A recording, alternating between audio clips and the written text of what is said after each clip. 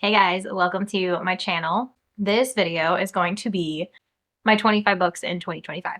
I've seen a lot of people's 25 books in 2025 videos popping up lately, and I've seen like the different ways that everybody's kind of structuring theirs. Some of them are structuring it by like the series that they want to finish.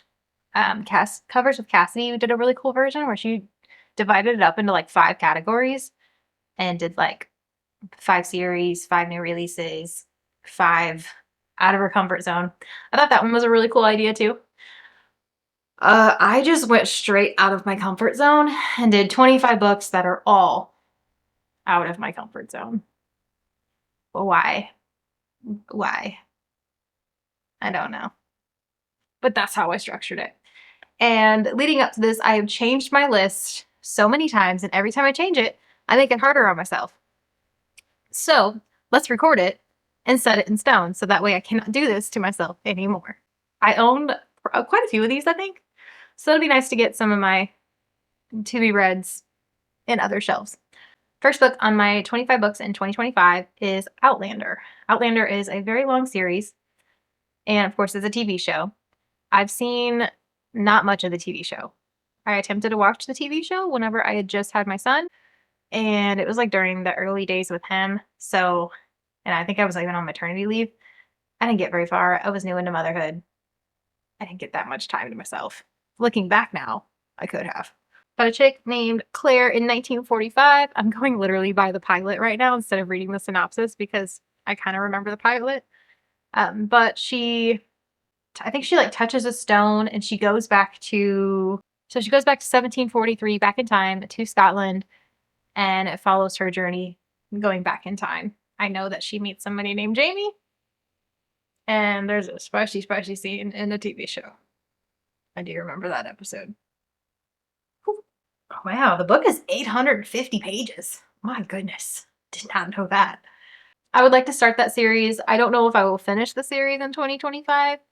I would like to start a lot of series in 2025. My series list is never going to end, but that's okay. I'm pretty sure the series is 9 books long. I've heard that the books are better than the show, like most things. So I'm excited for that one. Can't wait to start Outlander. That one I think is low on my out of my comfort zone. I think I'm truly going to enjoy that book. Other books on here are out of my comfort zone more so. Like this next one. Oh Jesus, my hubby. My hubby has been begging me to read this. World War Z. Oh God.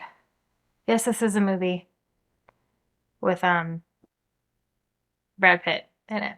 It's a great movie. It's been so long since I've actually seen the movie. So I'm gonna look at the synopsis real quick. Okay, I breezed through the synopsis. We got zombies, and it's about, I think, a guy that goes through and interviews a bunch of people throughout the zombie apocalypse. That's all I got. But I'm doing it. I'm gonna do it. We're gonna read this. Or DNF it. I don't know. All right, next book, also off my hubby's shelf. This one is The Last Kingdom by Bernard Cornwell. I've seen all but the last season of this. We need to watch it. And this one's a long series as well. I think it's... Love opening Goodreads and it's like 21 works. Oh my goodness gracious. 13 books. 13. Duh. I have attempted to start this one via audiobook like 8-ish months ago, and I didn't get that far. I did like it. I was in the middle of like cleaning up my son's playroom that day and just forgot about it after I did that. What's this one about? So if you haven't seen the show, The Last Kingdom is about our main character. Oh, what the hell is his name? Uhtred. Uhtred's his name. It's got a lot to do with like King Alfred and Christianity coming across England in the Viking Age, getting kind of pushed out. I described that terribly. I'm going to leave it. That's how I'm describing that one. All right, next one on my 25 in 2025 is Stephen King's The Gunslinger. This is the only series that I want to read from Stephen King as of right now. It's his only, I think it's his only fantasy series. If you guys know of any other fantasy series by him, let me know, but I'm pretty sure this is his only fantasy series. And I don't like the horror genre. So we're going to attempt Gunslinger. I just got done reading Elevation by him, which was my first ever Stephen King book, and I wasn't that big of a fan. I'm hoping that I feel differently about the fantasy books that he's written. Gunslinger. What's this one about? I don't even know. I put it on my list without knowing. All of these are such long series. Jesus, what am I getting myself into? I think it's a 7-book long series. Lovely. What's this first one about? We're introduced to Roland of Gilead, the last gunslinger. He's a haunting figure, a loner on a spellbinding journey into good and evil, into his desolate world, which frighteningly mirrors our own. Roland pursues the man in black, encounters an alluring woman named Alice, and begins a friendship with a kid from Earth called Jake. I don't really have much of an idea of what this book's about. We're going to attempt it and see if I like Stephen King as a fantasy writer. Next book on my list is also an adaptation because apparently that's what I chose for all of my 25 and 25 books. I had literally no clue I had this many adaptations on this list until just this moment. So the next one on my list is, I'm not going to be able to say his name. The Witcher, The Last Wish by Andrzej Sapkowski. I'm sure I butchered that. It's essentially the first book in the Witcher series. I think we have 5 books in this series. This is technically a prequel. This is .5. And then number 1 is Blood of Elves. I don't know actually how many books there truly are in this series. The series, like, in order, it kind of confuses me because we've got 2 before this. One of them is in a different language, though. And we have Season of Storms, and then The Last Wish. And then Sword of Destiny, and then Blood of Elves, which is Blood of Elves is labeled as book 1. So there's 4 books before what's labeled as book 1. I may go back and read Season of Storms and do like Sword of Destiny and stuff. I'm not really sure. I'm going to see how I get along with this one and then decide if I'm going to go backwards, forwards, or how we're going to dive into this series. Okay, so we've got Geralt of Rivia, and he is a witcher, and he fights monsters. I'm going to leave it at he fights monsters. I absolutely loved the first 2 seasons of the show. Me and my hubby are both like, what happened? Because I think on season 3, we stopped watching like halfway through. We were not a fan of how it was being written. We know that Henry Cavill is leaving the show due to how it's being written. So we stopped watching it.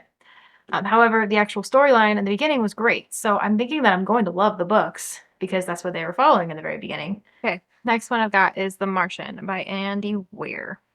So I read Project Hail Mary this year by Andy Weir. I freaking loved that book. The audiobook was just amazing. His voice really reminded me of Tom Hanks for some reason. If anybody else feels that way, if you've listened to that audiobook, let me know. I'm not actually sure if I've seen The Martian. I probably have, but I'm sure I was little. I know Matt Damon plays in it. However, I don't remember if I've actually seen this movie or not. But I'm going to read the book and then watch the movie sometime this year. Brief synopsis is that, what's our main character's name? Mark Watney. He is on Mars, and a dust storm hits, and I think his crewmates leave him. They think that he died, and they end up leaving him, and it's the story of how, through communication, they will like save his life. Because on Mars, you can't just go back and get him really easily. It's going to take time. Next one on my list is The Naturals. I've heard everybody and their mother talk about this series. It's on my list for being out of my comfort zone because it is, I believe, like a murder mystery style. It's YA. Murder mysteries are not my forte, but I want to jump on the bandwagon. Everybody's reading this series. Everybody's obsessed with this series. So it looks like we have like a serial killer case going on. I think it's like a group of them and they might have like special abilities. I could be way off. And maybe it's them solving the cases. Next up is A Good Girl's Guide to Murder, another recent TV adaptation. This one's on Netflix. I have not watched it. I've seen this book series going around as well, like crazy. Again, murder mystery style. Not necessarily my favorite. It's definitely out of my comfort zone, but everybody's loving this series. So we've only got 3 books in that series, so at least that one will be quicker to complete. So we got Pip trying to solve a murder. Wow, that was a fast summary.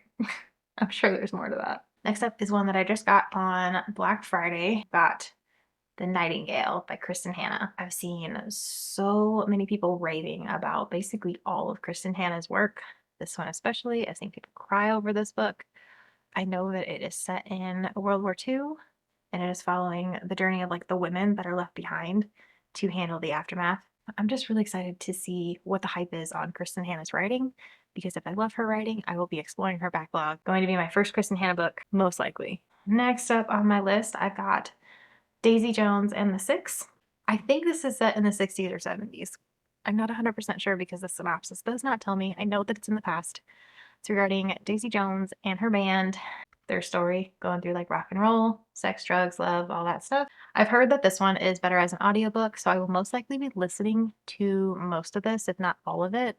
I did read The Seven Husbands of Evelyn Hugo by the same author, Taylor Jenkins Reid, and I've got one more coming from the library like right now from her as well called One True's Love. I liked The Seven Husbands of Evelyn Hugo. I thought it was a good story. It was a very interesting way of telling the history of this sex symbol from the 50s and seeing her life play out through all of her seven husbands. I did like her writing style, so I'm excited to try Daisy Jones and the Six. Next up, I have The Unmaking of June Farrow by Adrienne Young. I read her Fable series, well, most of her Fable series. I read half of her Fable series. I read Fable and Namesake. We've got June Farrow, who has a curse in her family's line that the women start to go crazy, and then she starts to hear and see things that aren't really there. It sounds like it's more fiction-based. I am trying to get into more fiction books. The next one that I have on my list, Assassin's Apprentice by Robin Hobb. I guess he's got like a crazy big backlog, kind of like Brandon Sanderson does. But this one is part of a trilogy, and then I believe that it is also part of a bigger series. I'm going to see how I feel about the trilogy first before venturing into the bigger series. I have a feeling that my middle of series list is going to grow instead of go down. So we've got Fitz, who is a royal bastard, and he has some type of a link, a magical link to animals. He gets adopted into the royal household, and he trains to become a royal assassin's apprentice. Duh. I don't know if I'm going to be diving into a bunch of Robin Hobb's work, depending on how I feel about this first one. Next up on my list is The House in the Cerulean Sea. This one's got 2 books out in this series. One of them just came out. A Magical Island, A Dangerous Task, A Burning Secret. So it's about a guy named Linus who is unexpectedly summoned to a orphanage on an island where 6 dangerous children reside, and they're all magical. I've heard nothing but good things about this book. This book gets crazy high ratings, 4.39 with over 700,000 ratings. Sounds like a fun adventure book, sort of like Trust of the Emerald Sea. I don't think that one's going to be too hard at all. This next one I think is going to be really hard and I may DNF it. But that one is Gideon of the Ninth. I think this one's written in a weird perspective, like second person, and I think it's going to take me some getting used to. I don't think I've ever read a book in second person. Okay, so we've got a necromancer that takes on a swordswoman and something about some deadly trials and winning to become the immortal, all-powerful servant of the resurrection. I don't think I've read anything with necromancy in it. All right, next one is a suspense thriller. These are going to be rare on my channel. Very rare to read like a thriller style. I will read a book that will shatter my soul and my heart and like make me cry, and that's fine. But the suspense and the thriller and the horror, I struggle a little bit more with. Maybe I'll get into that a little bit more. This one is called Falling by T.J. Newman. I read Drowning and I really loved it. I think I gave it 5 stars. That book made me cry. It says you just boarded a flight to New York. There are 143 other passengers on board. What you don't know is that 30 minutes before your flight, your pilot's family was kidnapped. For his family to live, everyone on your plane must die. The only way the family will survive is if the pilot follows his orders and crashes the plane. Enjoy the flight. Oh my god. I don't think I've ever read the synopsis before. My only stipulation with this book is that I am getting on a plane for the first time ever. I've never been on a plane before. So I will not be reading this book until after. For my own anxiety purposes, I want to go into my first plane trip without the suspense thriller in my head. I did read Drowning, which was about a plane crash going into the ocean. I'm not going over the ocean, so that helps. That synopsis just got me like really excited to read this one though. All right, so the next one on my list is called Long Bright River by Liz Moore. Oh good, it's another murder mystery. So it's about 2 sisters. One of the sisters goes missing. And then it looks like we have some murders, a string of murders that starts happening, a murder mystery. I'm really going to test myself on murder mysteries this year. Next on my list is another one that my hubby really wants me to read. I've been putting this one off for years. It's called The Atlantis Gene by A.G. Riddle. We technically started this one. We were planning on just kind of listening, off and on until we finished it, and we stopped. I don't even know how far we got into it. Not very far. I did read another one of H.G. Riddle's books called Lost in Time, and that was one of my first like sci-fi style without like any romance behind it, but the ending was so good. I loved the ending of it. I'm going to push myself on this one. I really want to complete this. This is it a trilogy? So there's 3 books in this series. Anyway, it is about, oh, I know the synopsis is going to make literally no sense. What I know of this book is there's a few different perspectives. It jumps around quite a bit. It's a little bit disorienting in that way. However, like the main ones come together at the end, I believe. One of them is a doctor in regards to like autism research. The other one might be a soldier of some sort or captain. I know there's a little bit of a romance. I've been told by my husband that there's a slight bit of a romance, not a ton, but a little bit. And they come together to reveal the secrets of the world and maybe save the world. They discover a mysterious structure buried in ice. All right, next up. Oh, I forgot to put this one on my list. I technically read this book. However, it was the first book, like first full-length book that I've ever read in my life. Harry Potter and the Sorcerer's Stone. I didn't get past book 1. I read book 1 whenever I was like 8. I was just so young that I didn't fall truly into reading until a little bit later in like junior high and high school. So I read this one, but I kind of like dropped off the reading bandwagon during my childhood. I would like to complete this entire series. I feel FOMO on this one because I hear everybody, talk about what they are as far as like Ravenclaw or Slytherin or Hufflepuff. I don't know. I've never taken that test because I don't understand it. So I want to read the books in order to understand it and then feel included with the Harry Potter community. I love fantasy so much. I'll be in the know. I want to be in the know. If you don't know what Harry Potter is about, where have you been?